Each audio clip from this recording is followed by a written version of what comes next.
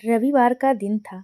छुट्टी होने के कारण मैं इत्मीनान से अपने कमरे में अखबार पढ़ रहा था, तो अचानक चाचा जी पर नज़र पड़ी। वे सामने उदास व शांत खड़े हुए थे। मैंने बैठने का आग्रह करते हुए कहा, क्या बात है चाचा जी, परेशान से लग रहे हैं? तबीयत तो ठीक है ना? मैं ठीक हूँ बेटा, तुमसे कुछ कहना चाहता हूँ। बैठने के बाद चाचा जी ने धीरे से कहा। मैंने अखबार एक ओर रखते हुए कहा, तो कहिए ना चाचा जी। लेकिन चाचा जी शांत ही बैठे रहे। मैंने आग्रह करते हुए कहा, क्या बात है चाचा जी, जो दिल में है बेझिझक कह दीजिए। आपका कथन मेरे लिए आदेश है। चाचा जी की चुप्पी दरअसल मेरी बेचैनी बढ़ा रही थी। बेटा पवन, तूने कभी भी मेरी बात नहीं टाली है। आज भी इसी उम्मीद से तेरे पास आया हूँ। तेरी चाची का और मेरा विचार है कि तू मिताली से शादी कर ले, उसे सहारा दे दे। बेचारी कम उम्र में विधवा हो गई है और दुनिया में एकदम अकेली है। मायके में उसका कोई नहीं है। हम बूढ़ा बूढ़ी का क्या भरोसा, तब वह अकेली कहाँ जाएगी। चाचा जी ने धीरे धीरे अपनी बात रखी। उनकी आंखें सजल हो उठी थी, गला भर आया था। मैं कि कर्तव्य मूढ़ी सा चाचा जी की बातें सुन रहा था और क्या कहूँ समझ नहीं पा रहा था। मेरे समक्ष एक ओर चाचा जी का निर्णय था, तो दूसरी ओर मेरा प्यार जो पनप चुका था। मुझे लग रहा था कि यह बात सच है कि जीवन पथ का अगला मोड़ क्या और कैसा होगा, कोई नहीं जानता। आज जीवन पथ का ऐसा मोड़ मेरे समक्ष आ खड़ा हुआ था, जिसमें मुझे अपने परिवार के प्रति अपने कर्तव्य एवं अपने परिवार प्यार से किसी एक का चुनाव करना था। मेरे जीवन पथ का प्रथम पड़ाव बचपन शुरू में काफ़ी खुशहाल था। मैं अपने माता पिता की इकलौती संतान हूँ। पापा बैंक में मैनेजर थे और माँ कुशल गृहिणी। चूँकि पापा घर के बड़े बेटे थे और माँ अच्छे स्वभाव की महिला थी, इसीलिए मेरी वृद्धा दादी हमारे साथ ही रहती थी। मुझे माँ बाप के साथ दादी का भी भरपूर स्नेह प्यार मिलता रहा। पटना के सबसे अच्छे स्कूल में मेरा दाखिला करवाया गया था। पढ़ाई में मेरी विशेष दिलचस्पी थी और शुरू से ही मैं मेधावी रहा, इसीलिए अच्छे अंक लाता था। पढ़ाई के साथ साथ खेल कूद गायन आदि में भी मेरी विशेष रुचि थी। मुझे माँ पापा का पूरा प्रोत्साहन मिलता रहा, इसीलिए सभी क्षेत्रों में अच्छा कर मैं परिवार एवं स्कूल की आंखों का तारा बना रहा। मेरे जीवन पथ में अचानक ही अत्यंत कठिन और पथरीला मोड़ आ खड़ा हुआ। मैं उस समय कक्षा 8 में पढ़ता था। माँ पापा का अचानक रोड एक्सीडेंट में देहांत हो गया। मेरे पास इस दुख को सहने की ना तो बुद्धि थी ना ही हिम्मत। मैं हताश और हारा हुआ सा सिर्फ रोता रहता था। उस कठिन समय में दादी ने मुझे ढांढस बंधाया और अपने छोटे बेटे यानी मेरे चाचा जी के घर मुझे ले आई। मैं चाचा चाची के साथ जमशेदपुर में रहने लगा। उनका इकलौता बेटा पीयूष था। वह मुझसे 2 साल छोटा था। चाचा जी ने उसी के स्कूल में मेरा नाम लिखवा दिया। मैं वहाँ भी अच्छे अंकों से पास होने लगा। चाचा जी मेरी रहने खाने पीने पढ़ने लिखने आदि सभी व्यवस्था देखते, लेकिन मेरे और पीयूष के प्रति उनके व्यवहार में थोड़ा फर्क रहता। जैसे चाची मुझसे नज़रें बचाकर पीयूष को कुछ स्पेशल खाने को देती, लेकिन पीयूष मेरे लाख मना करने पर भी मुझे उससे शेयर करता। मैं चाचा चाची के सारे भेदभाव नज़रअंदाज कर तहे दिल से उनका आभार मानता कि उन्होंने मुझ बेसहारा को सहारा तो दिया ही, अच्छे स्कूल में मेरा नाम भी लिखवाया। मेरी दादी जब तक रहीं मुझ पर विशेष ध्यान देती रहीं, किंतु वे माँ पापा के आकस्मिक निधन से अंदर तक टूट चुकी थी। उनके जाने के 2 वर्ष बाद वे भी चल बसी। चाचा चाची पीयूष की उच्च शिक्षा हेतु अक्सर चर्चा करते, किंतु मेरे संबंध में ऐसी कोई जिज्ञासा नहीं व्यक्त करते। मैंने 12वीं की परीक्षा उच्च अंकों से पास की। फिर बीकॉम करने के बाद बैंक परीक्षा में उत्तीर्ण होकर मैं सरकारी बैंक में पीओ बन गया। इत्तेफाक से मेरी नियुक्ति जमशेदपुर में ही हुई, तो मैं चाचा चाची के साथ ही रहा। वैसे भी मेरी दिली इच्छा यही थी कि मैं चाचा चाची के साथ रहकर उन्हें सहयोग दूं, क्योंकि दोनों को ही बढ़ती उम्र के साथ साथ स्वास्थ्य संबंधी समस्याएं भी होने लगी थी। पीयूष ने बेंगलुरु से एमबीए किया, वहीं उसका एक मल्टीनेशनल कंपनी में सिलेक्शन हो गया। हम सभी उसकी खुशी से खुश थे। उसे जल्दी ही अपनी जूनियर मिताली से प्यार हो गया, तो चाचा चाची जी ने उसकी पसंद को सहर्ष स्वीकार करते हुए धूमधाम से उसका विवाह कर दिया। शादी के बाद पीयूष और मिताली बेंगलुरु लौट गए। पीयूष की शादी के बाद मेरा मन कुछ ज़्यादा ही खालीपन महसूस करने लगा। उसी दौरान कविता ने कब इस दिल में जगह बना ली मुझे पता ही नहीं चला। कविता मेरी ही बस से आती जाती थी। सुंदर सुशील सब कविता विशाल हृदय मालूम होती, क्योंकि हमेशा ही सबकी सहायता हेतु तत्पर दिखाई देती। कभी किसी अंधे को सड़क पार करवाती तो कभी किसी बच्चे की सहायता करती। बस में वृद्ध या गर्भवती महिला को तुरंत अपनी सीट ऑफर कर देती। मुझे उसकी ये सब बातें बहुत अच्छी लगती थी, क्योंकि वे मेरे स्वभाव से मेल खाती थी। हम दोनों में छोटी छोटी बातें होने लगीं। धीरे धीरे हम एक दूसरे के लिए जगह रख साथ ही आने जाने लगे। दोनों को एक दूसरे का साथ अच्छा लगता। मैं उसके प्रति आकर्षण महसूस करता, किंतु चाह कर भी उसके सामने व्यक्त नहीं कर पाता। उसकी दशा भी मेरे समान ही महसूस होती, क्योंकि उसकी आंखों में चाहत समर्पण दिखाई देता, किंतु शर्मो हया का बंधन उसे भी जकड़े हुए था। मैं अपने विवाह हेतु चाची से चर्चा करना चाहता, किंतु झिझक महसूस होती। कई बार पीयूष की मदद लेने का विचार आता, किंतु वह अपनी नौकरी एवं गृहस्थी में ऐसा व्यस्त और मस्त था कि उससे चर्चा करने का अवसर ही नहीं मिल पाया। इसके अलावा उसका हमारे पास आना भी बहुत कम एवं सीमित समय के लिए हो पाता। उस दौरान मेरा संकोची स्वभाव कुछ व्यक्त नहीं कर पाता। मिताली के गर्भवती होने पर चाची उसे लंबी छुट्टी दिलवाकर अपने साथ ले आईं। 5 महीने का गर्भ हो चुका था। चाची बड़ी लगन एवं जिम्मेदारी से उसकी देखभाल करती, तो नए मेहमान के आगमन की खुशी से घर में हर समय त्योहार जैसा माहौल बना रहता।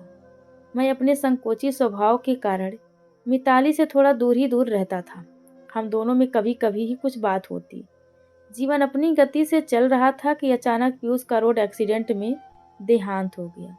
घर में मानो कोहराम मच गया हो। चाचा चाची का रो रो कर बुरा हाल था।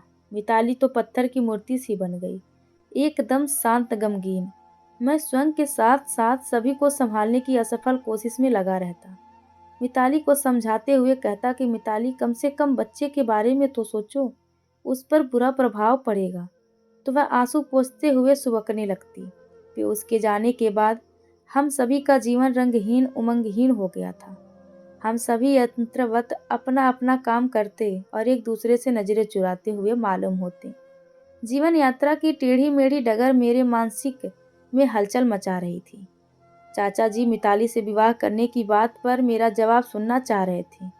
वे मेरी सहमत की आस लगाए बैठे थे और मुझे ऐसा महसूस हो रहा था कि मेरा गुजरा कल आज मिताली के साथ में मेरे समक्ष आ खड़ा हुआ है। कल जब मैं अपने माता पिता से बिछुड़कर चाचा चाची के समक्ष सहारे की उम्मीद लिए आ खड़ा हुआ था, यदि उस समय उन्होंने सहारा नहीं दिया होता तो मेरा जीवन जाने क्या होता। सत्य है, इतिहास स्वयं को दोहराता है। वैसे चाचा जी यदि मेरी जान भी मांग लेते तो बिना सोचे विचारे मैं सहर्ष दे देता, किंतु चाचा जी ने मिताली से विवाह का प्रस्ताव रख मुझे असमंजस में डाल दिया था।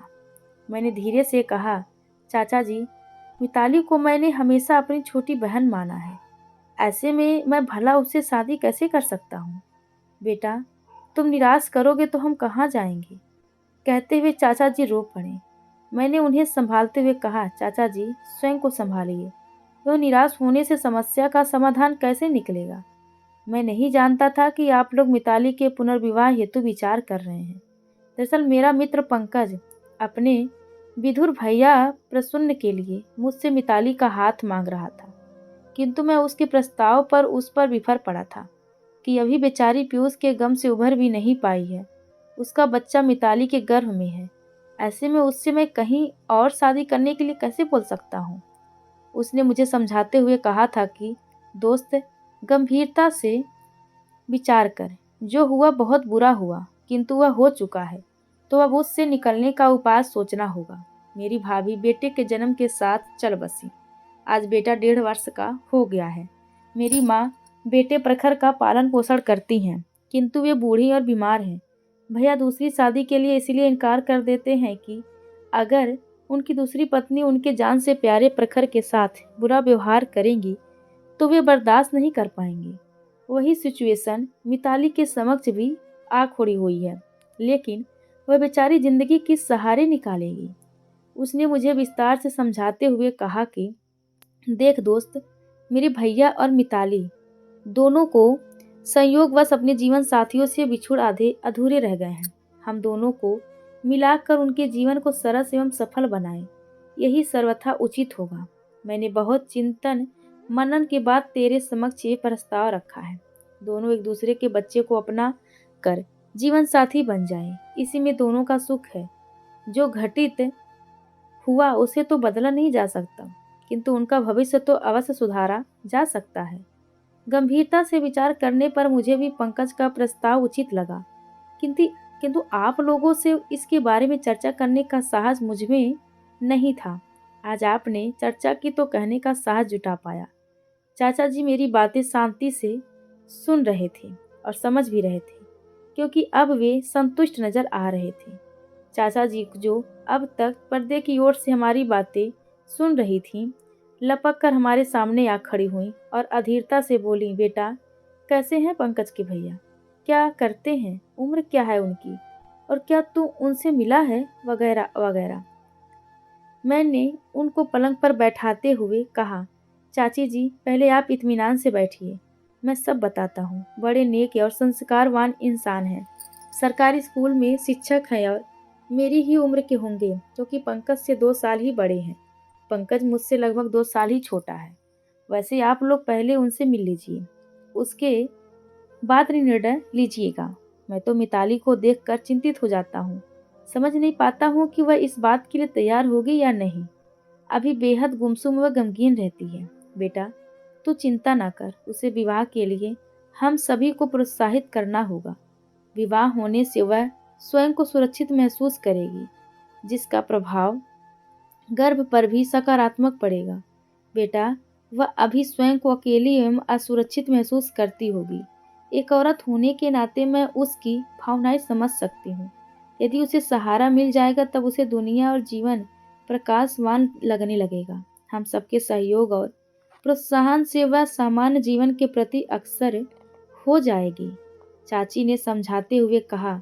फिर चाची 2 मिनट बाद बोली, बेटा पवन, मिताली की शादी के बाद हम तेरी शादी भी कर देना चाहते हैं।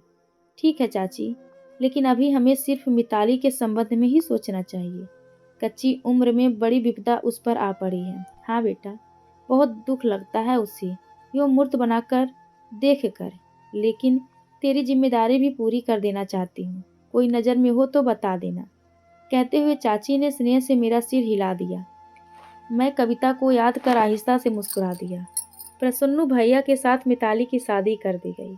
उनके प्यार, संरक्षण एवं हम सभी के स्नेह, सहयोग एवं प्रोत्साहन से मिताली ने स्वयं को संभाल लिया। समय से उसने प्यारी सी बेटी को जन्म दिया तो हम सभी को सारा संसार गुलजार महसूस होने लगा। सबसे बड़ी बात तो यह हुई कि अब मिताली खुश रहने लगी। बच्ची के नामकरण हेतु घर में चर्चा होने लगी तो मैंने कहा, प्रसन्न भैया, आपने बेटे का नाम प्रखर बहुत प्यारा एवं सारगर्भित रखा है। उसी तरह बेटी का नाम भी आप ही बताएं। प्रसन्न भैया 2 पल सोचकर मुस्कुराते हुए बोले, मेरी बेटी का नाम होगा पीयूषा, जो है तो पीयूष की निशानी, किंतु दुनिया उसे मेरी निशानी के रूप में पहचानेगी। फिर प्यार से उन्होंने मिताली की ओर देखा।